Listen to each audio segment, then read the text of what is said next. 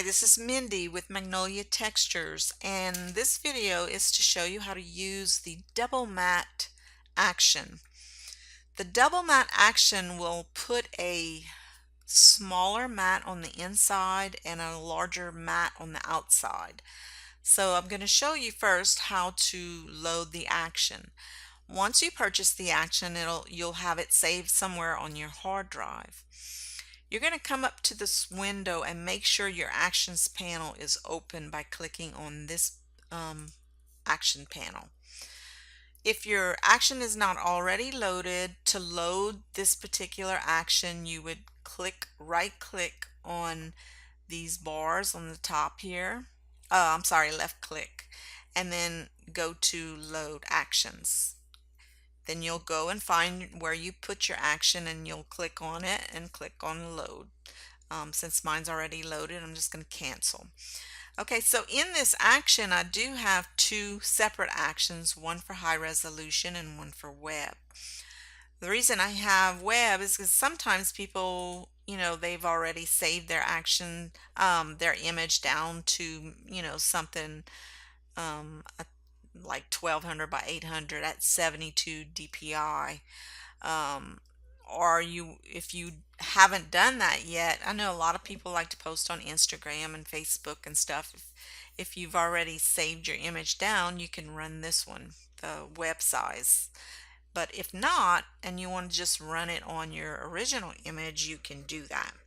Now, it won't mess with anything in your original image. It's simply gonna make a copy of that image and put it on a different tab, so you won't have to worry about it flattening your images or doing anything to the original. So I'm going to go ahead and run it. I'm going to click play. Now the first message that's going to come up is going to ask you to choose a fill color.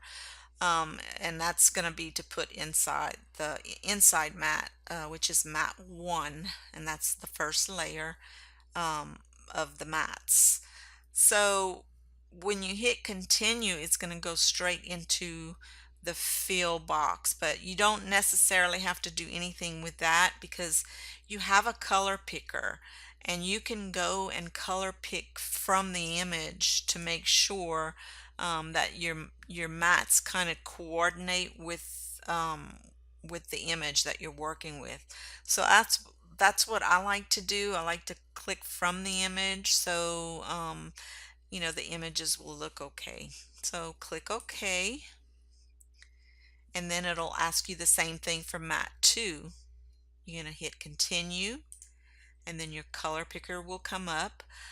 If you wanted like a solid black or white, you can also do that from the fill, because what it's doing, it's running the fill and it's filling color in that space.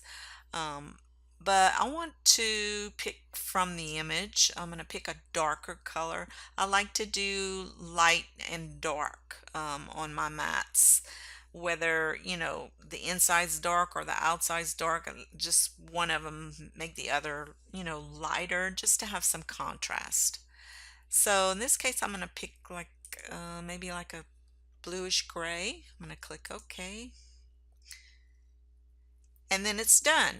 It's going to tell you in a final message that if you don't like the color result, you can double click on the color overlay effect here in the layers. So these colors are not necessarily set in stone. You can go back and edit them just by double clicking over color overlay, and the layer style dialog will open up right on color overlay, where you can click on the thumbnail and go and maybe if you want to change the colors around, you can go back and do that. And also for mat 2, you can do the same thing.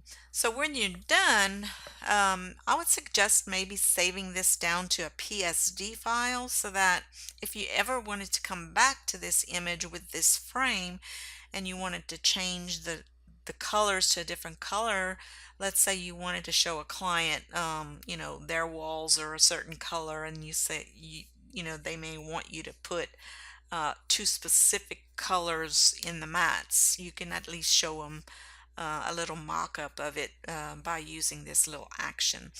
I'm gonna have some more actions in the future. I'm gonna probably try to do some wood frames that'll you can attach to these mats, or you can use them by themselves. I'm working on those now, so I will let you know when those are available. So hope you enjoy them and have fun with these. Have a nice day.